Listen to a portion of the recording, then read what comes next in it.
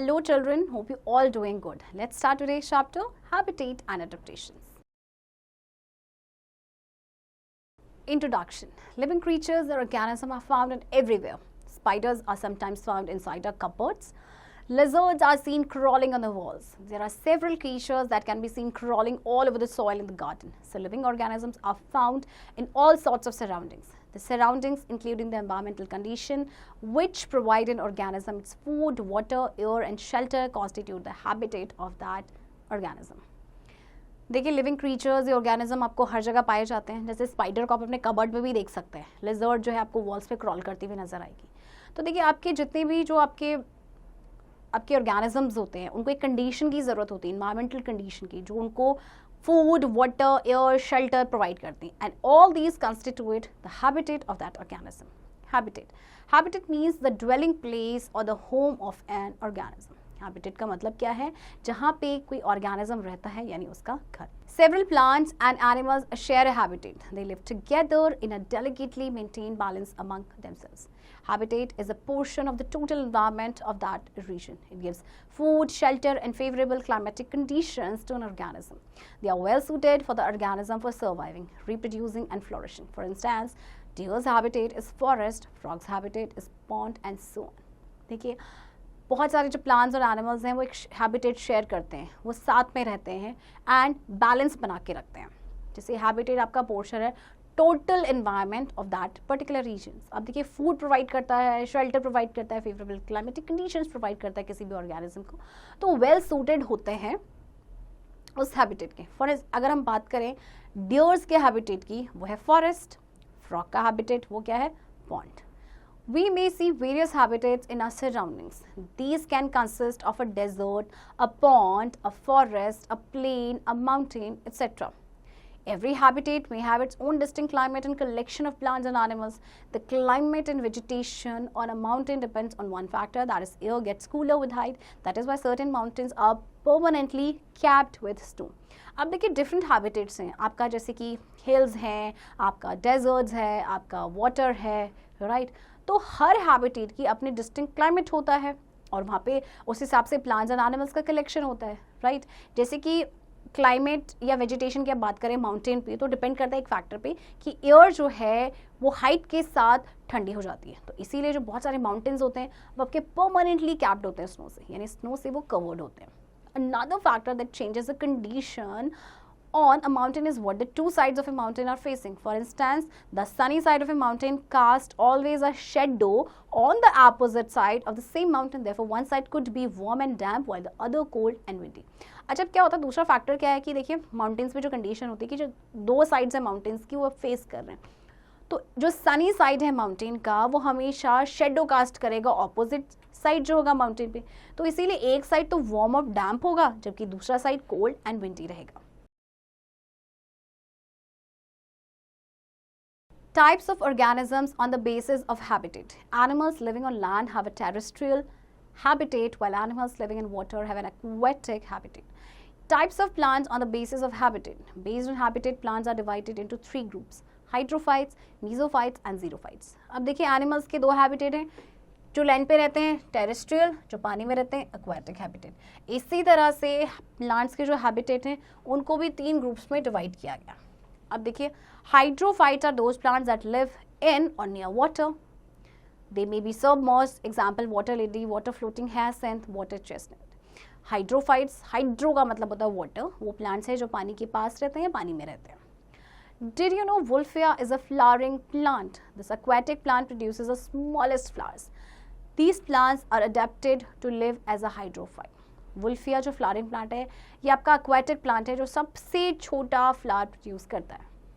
Mesophytes are those plants that dislike extremes of heat, cold and water supply. Examples, herbs and trees. Mesophytes वो plants होते हैं जो कि extreme heat, cold या water supply को बिल्कुल dislike करते हैं. Xerophytes are those plants that can grow in dry areas and tolerate drought conditions such as deserts. Examples, cactus, babool and pear.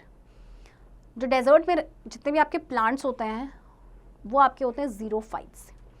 Types of animals on the basis of habitat. Based on habitat, animals are divided into three groups: aquatic, terrestrial and arboreal. Aquatic animals are those that live in water bodies such as ponds, lakes, rivers, oceans. They absorb water and lose heat gradually. Example, fish and dolphin. जो animals आपके पानी में रहते हैं उन्हें हम कहते हैं aquatic animals. Terrestrial animals are those that live on land. Example, cow, tiger, deer. Climatic conditions determine the distribution of terrestrial animals. For example, tiger, elephant and lion live in forest. Arboreal animals are those that live on trees. Examples, monkeys, squirrels. जो आपके animals land पे रहते हैं उन्हें कहते हैं terrestrial animals, and जो animal आपका trees में रहते हैं, ज़्यादातर time अपना वहाँ spend करते हैं, उन्हें कहते हैं arboreal animals.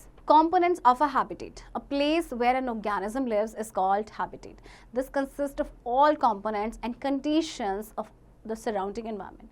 तो देखिए, आपको पता है जिस प्लेस में कोई ऑर्गेनिज्म रहता है उसको उसका हैबिटेट कहते हैं. We see plants, animals, birds, water, soil, rock, etc. around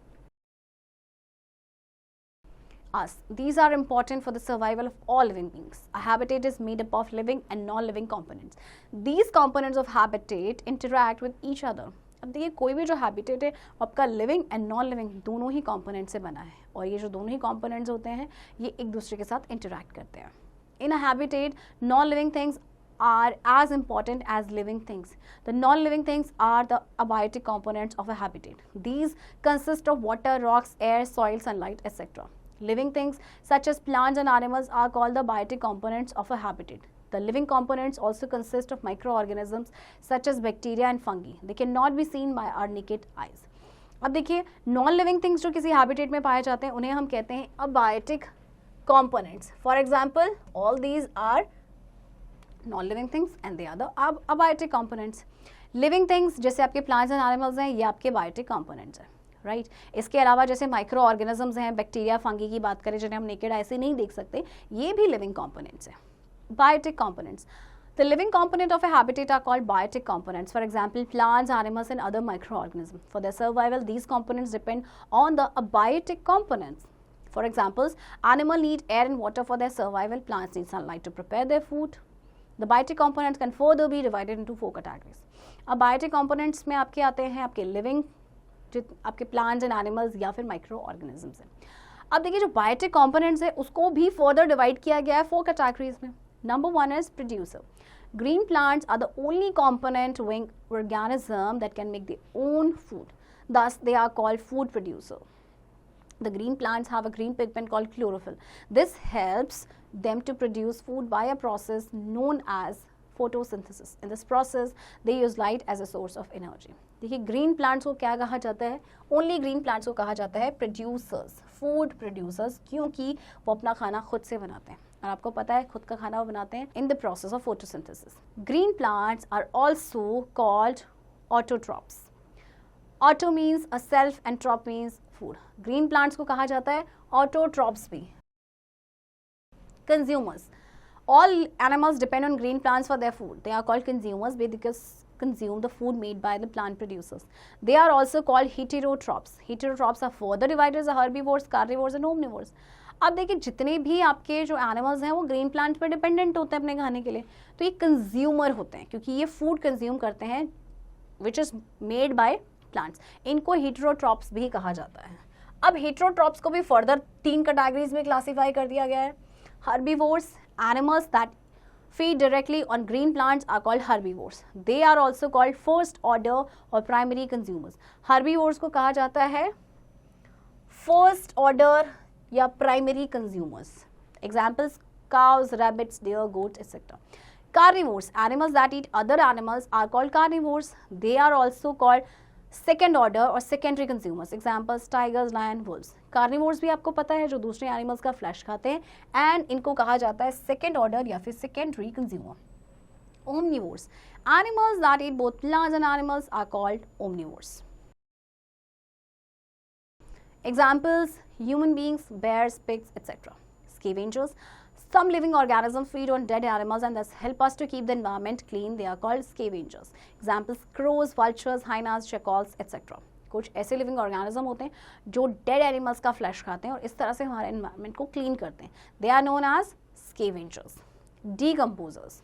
The non-green organisms like the fungi and some bacteria are incapable of producing their food. They live on the dead and decaying plants and animals' bodies and break them into simpler substances. These organisms are called decomposers. अब देखिए कुछ non green organism होते हैं, जैसे fungi या कुछ bacteria की बात करें, तो अपना खाना खुद से प्रोड्यूस नहीं कर पाते हैं, तो अपना खाना सिंथेसाइज करते हैं डेड और डीकेइंग एनिमल या प्लांट बॉडी से, और इन्हें कहा जाता है decomposers. Abiotic components. The abiotic components are the non-living components of a habitat such as water, air, soil, temperature, etc. These abiotic components influence the abiotic components in the habitat.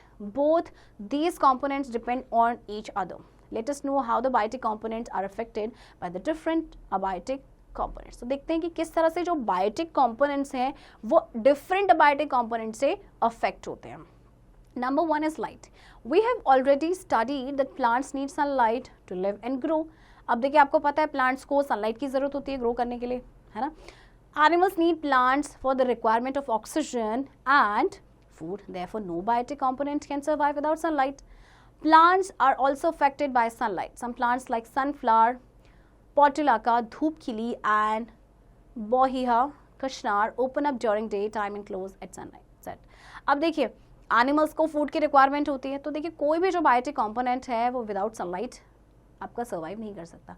Plants जो हैं वो sunlight से भी affected होते हैं. कुछ आपके plants है जैसे धूप खिली की बात करें या कशनार की, ये दिन के टाइम पे खुलते हैं एंड जैसे ही सनसेट होता है they close. Animals are also affected by sunlight. The breeding activities of some animals and birds are affected by light. Some animals are active only in the dark. They do not come out in daylight. Such animals are called nocturnal creatures. For example, owls, bats, cockroaches. अब देखिए sunlight जो है animals को भी effect करता है, उनकी breeding activities है या जैसे बर्ड्स की जो एक्टिविटी है वो इफेक्ट होती है लाइट से. कुछ ऐसे एनिमल्स होते हैं जो डार्क में एक्टिव होते हैं और दिन के टाइम पे बाहर नहीं निकलते, तो ऐसे एनिमल्स को कहा जाता है nocturnal creatures. For example owls, bats and cockroaches. Temperature. Both plants and animals are affected by temperature in various ways. Plants are adversely affected when the temperature are extremely high or extremely low. Some plants like cacti, thorn bushes and kikal trees are found in deserts. They grow in hot places and cannot live in low temperature. Temperature also affects the structure of the leaves and stem of plants. अब देखिए जो plants and animals हैं ये temperature से भी affect होते हैं various ways में. जैसे कि अगर टेम्परेचर एक्सट्रीमली हाई है या एक्सट्रीमली लो है तो ये प्लांट्स को एडवर्सली अफेक्ट करता है. कुछ ऐसे आपके प्लांट्स हैं जैसे कैक्टी या थॉर्नी बुशेस या कीकर, ये आपके डेजर्ट्स में पाए जाते हैं. ये हॉट प्लेसेस में ही ग्रो करते हैं और ये लो टेम्परेचर पे ग्रो नहीं कर सकते. इसके अलावा जो लीव्स का स्ट्रक्चर है, जो प्लांट की जो स्टेम है, उसको भी अफेक्ट करता है temperature. Similarly, animals are also adversely affected with the temperature are extremely high or extremely low. Animals like polar bears, penguins, yaks are not found in warm places. On the other hand, animals like camels can live in warm places. अब temperature animals को भी affect करता है, जैसे कि polar bears या penguins की बात करें, ये आपके warm places पे नहीं पाए जाते हैं and camel आपका warm place में ही पाया जाता है. Temperature also affects the size of an animal and the relative proportions of various body parts. For example, some birds and mammals attain greater body size in cold regions. अब पता है temperature जो है animal के size को भी affect करता है. जैसे कुछ बर्ड्स और मैमल्स हैं, उनका कोल्ड रीजन में उनका जो साइज है वो काफ़ी बड़ा होता है. Water. We all know that life is not possible without water. More than 70% of the Earth's surface is covered by water. Most of water comes from rain and snow. Water is found on the Earth's surface in form of lakes, rivers, oceans, streams, etc. About 60 to 70% of our body weight is due to water.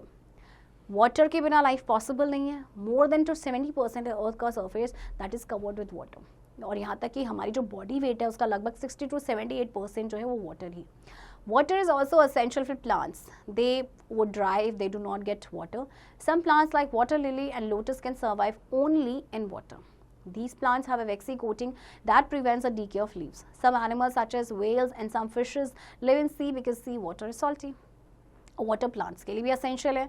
अगर उनको plants नहीं मिलेगा तो they will not grow properly, right? अब देखिए जैसे जो plants आपकी waxy coating होती हैं, जो आपके स्पेशली जो प्लांट्स आपके वाटर में रहते हैं like water lily and lotus, इनकी सरफेस पे वैक्सी कोटिंग होती है जो कि लीव्स के डीको को प्रिवेंट करता है.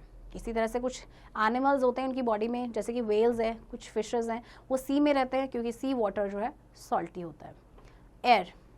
We all know that all living organisms require air for respiration. Plants need carbon dioxide for photosynthesis. They also need nitrogen, which is fixed in the soil with the help of bacteria. Air की ज़रूरत हम सभी को होती है breathe करने के लिए, प्लांट्स को कार्बन डाइऑक्साइड की ज़रूरत होती है क्योंकि उनको फोटोसिंथेसिस परफॉर्म करना होता है। इसके अलावा उन्हें नाइट्रोजन की भी ज़रूरत होती है जो कि कुछ बैक्टीरिया सॉइल में फिक्स कर देते हैं। Next is wind is another important factor which affects both plants and animals. Moving air is called wind. High speed wind results in the breaking and uprooting of trees. Wind affects plants a lot. It helps in pollination and seed dispersal.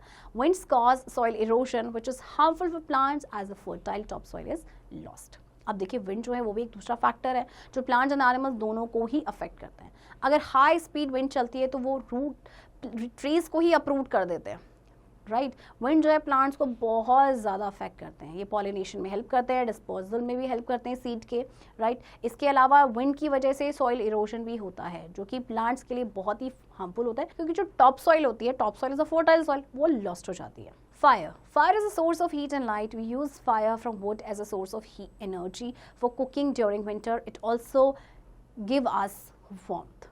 Lightning or volcanic activity causes fire. Most fires are caused by men or by friction between tree surfaces. The forest fires have destroyed millions of hectares of our valuable natural resource, forest. Forest fires cause damage to both plants and animals. देखिए fire जो है आपका heat and light का source है। हम अब देखिए fire जो है हम यूज़ करते हैं वुड से as a source of energy cooking के लिए, विंटर में ये हमें वार्मथ प्रोवाइड करता है। लाइटनिंग है जो वॉल्केनिक एक्टिविटी है, इसकी वजह से बार आपकी क्या होता है, आग लग जाती है। तो जो ज़्यादातर आपकी जो फायर्स होती हैं ये मैन के थ्रू होती हैं या फिर कई बार ट्री सरफेस के बीच में फ्रिक्शन हो जाता है। फॉरेस्ट जो फायर्स होती है वो मिलियंस ऑफ हेक्टेयर्स को डिस्ट्रॉय कर देती हैं, हमारा जो नेचुरल रिसोर्स है उसको डिस्ट्रॉय कर देती हैं। Soil, soil is formed from rocks. ये तो आपको पता है कि सॉइल रॉक से बनी है। It is formed by disintegration of rocks over a long period of time. Soil is a major factor of a biotic component. Most of the plants would not exist without soil, and without plants, animals' life is not possible. Some animals and microorganisms are also found living in soil. Soil provides plant with the necessary minerals like sodium, potassium, calcium, phosphorus, and water. अब देखिए soil एक major factor है biotic component का क्योंकि ज़्यादातर जो plants हैं आपके, क्या वो सॉइल के बिना एग्जिस्ट कर पाएंगे? Of course not. फिर प्लांट्स के बिना एनिमल्स की जो लाइफ है वो पॉसिबल ही नहीं हो पाएगी। कुछ ऐसे एनिमल्स या माइक्रो ऑर्गेनिजम्स हैं जो आपके सॉइल में पाए जाते हैं। इसके अलावा सॉइल जो है कुछ मिनरल्स जो है प्रोवाइड करती हैं लाइक आपका sodium, potassium, calcium and water. Adaptations. We have studied that most species of organisms found in cold areas are not able to survive in hot climates. Thus, the special characteristics of plants and animals that enable them to successfully survive in a particular environment are known as adaptations. Plants and animals show different adaptations. अब देखिए आपको पता है कि जो cold climate में रहते हैं जो एनिमल्स वो हॉट क्लाइमेट में नहीं रह सकते, तो इसीलिए इनको कुछ स्पेशल कैरेक्टरिस्टिक्स होते हैं प्लांट्स एंड एनिमल्स की जिसकी वजह से वो पर्टिकुलर एनवायरनमेंट में सर्वाइव कर पाते हैं, and that is known as adaptation. Adaptation in animals. Aquatic adaptations. The aquatic animals like fish have a streamlined body. This helps them in their movement in water because a streamlined shape offers no resistance while moving through either water or air. The aquatic animals have gills for respiration and fins for locomotion. Some sea animals like dolphins and whales do not have gills. अब देखिए जैसे हम fish की बात करें, aquatic animal है उसकी streamlined body होती है। अब ये क्या करते हैं कि उसको मूव करने में हेल्प करती है वाटर में, राइट। एक्वेटिक एनिमल्स के गिल्स होते हैं रेस्पिरेशन के लिए, फिन्स होते हैं लोकोमोशन के लिए। कुछ सी एनिमल जैसे डॉल्फिन या वेल्स की बात करें इनके गिल्स नहीं होते। They breathe in air through nostrils और blow holes that are located in the upper part of their heads. तो ये नॉस्ट्रल्स के थ्रू ब्रीथ करते हैं या फिर ब्लो होल्स जो इनके अपर पार्ट में होते हैं, इनके हेड्स पे। Desert adaptations. Desert animals such as camels, desert foxes, kangaroos, rats, etc. have special adaptations to live in extremely hot climate. They have the ability to store water in their bodies. They have their eyes, ears and nostrils protected from the sun. अब जो desert animals हैं जैसे कि इनके special adaptations होते हैं जो extremely hot climate में रह लेते हैं, इनके पास ये अपनी बॉडी में वाटर को स्टोर कर लेते हैं। इनके पास जो आईज, ईयर्स और नॉस्ट्रल्स होते हैं इनको सैंड से प्रोटेक्ट करते हैं। Did you know deserts can also be very cold? The temperature in the Gobi Desert are often below 5 degrees Celsius during winter. Deserts आपके कोल्ड भी हो सकते हैं। जो टेम्परेचर आपका गोबी डेजर्ट में है वो आपका ऑफन 5 डिग्री सेल्सियस से कम रहता है विंटर्स में। Polar adaptations.